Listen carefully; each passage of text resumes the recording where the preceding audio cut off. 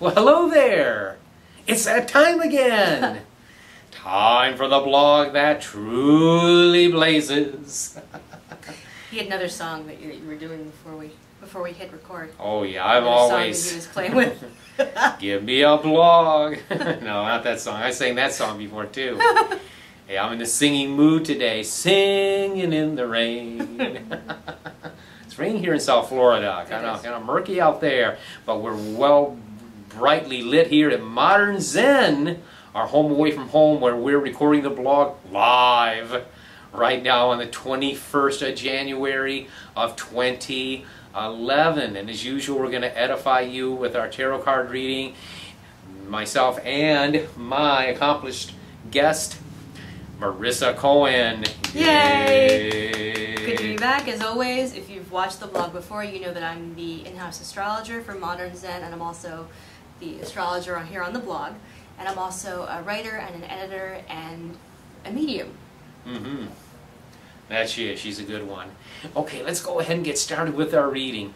The first card is the last card of the previous week's reading. This card is the Three of Cups.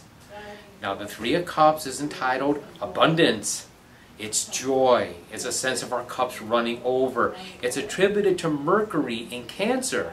And that's nice. Mercury, planet of commerce, communications, and the sensitive, flowing, moon-ruled sign of Cancer means things flowing. Mm-hmm. So if we felt frustrated earlier last week, we shouldn't have felt so frustrated more recently. Okay, things seem to be coming together, things seem to be flowing and happening more quickly. What do you say about that?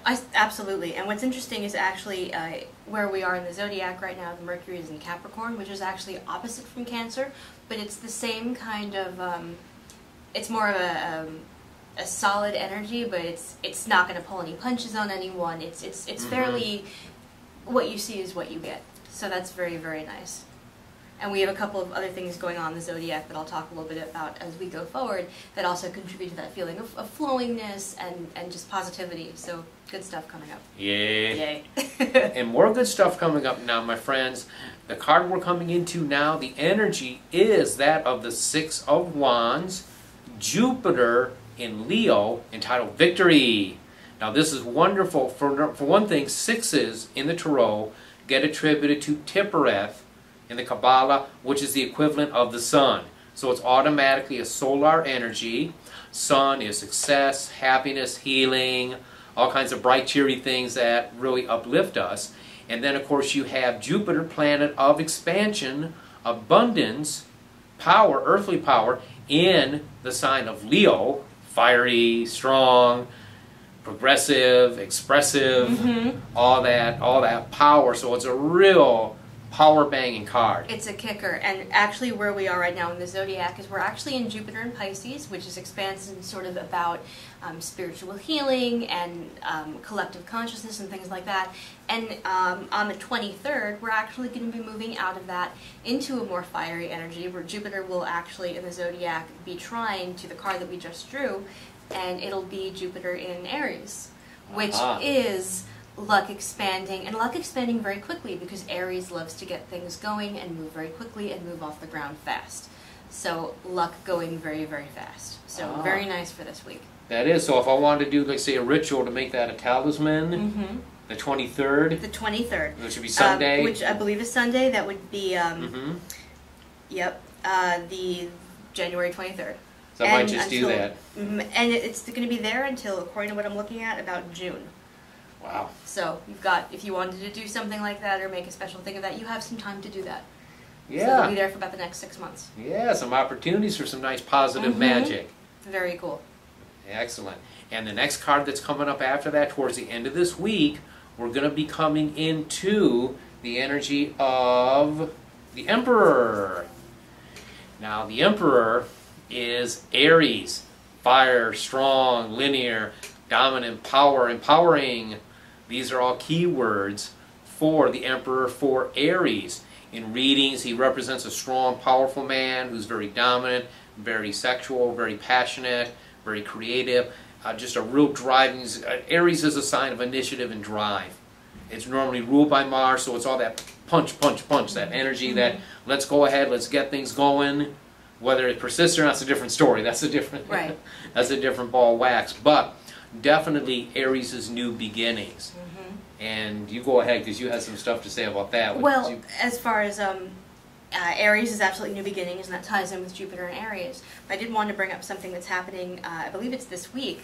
Saturn has been in Libra, which is the opposite sign to our Aries card that we're bringing up. Saturn is in Libra. It's actually going to go retrograde. And it's a different retrograde from, we've talked about retrograde, Venus in retrograde on the show. We've talked about what happens when Mercury goes in retrograde on the show.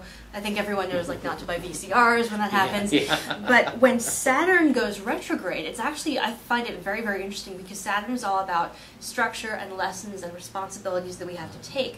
When Saturn is in retrograde, and it'll be there starting the 26th, it'll be there until probably around mid-June, it's going to really encourage us to assess any commitments that we're a part of, really look at things that we haven't finished, go back and finish commitments, or look at commitments that just aren't sitting well with us anymore and that are getting too overwhelming.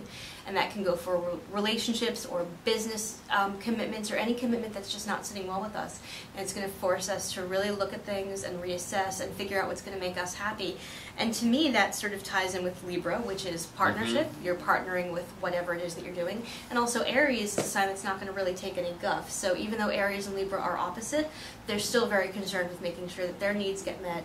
And so I think the Saturn in Libra is going to be really, really a very, very cool and enlightening energy to really see what it is that we need in business commitments or what have you, and that'll be here for about the next 6 months as well. So a lot of really large, expansive, life-changing energy that we're going into today and in a few days. Outstanding. Very, very interesting. Yeah, we got some shaking and baking going on. Yes, we do. A lot of things are moving and changing under our feet. And speaking of shaking and baking, if they want to get shook up astrologically or get shook up in talking to their departed loved ones, how do they get in touch with you? You would go to happyganesh.com. You could also find Happy Ganesh on Facebook or on Twitter. We have a fun Twitter feed. And when you go on the website, there's a lot of fun, free, fantastic information about astrology. There's a lot of stuff about the new 13th sign kerfuffle that's up, information on manifestation, and also information on the other side of my life, in which I'm a professional writer and editor, and I'm also an educator, and so you can see some things like that on my website as well. Wonderful, wonderful. Okay, and of course my website always appears at the very, very end of this, so right now I'm just going to take the time to say thank you so much for tuning into that blog that truly blazes. We're going to be blazing here every week, and until we see you again next week, many, many blessings.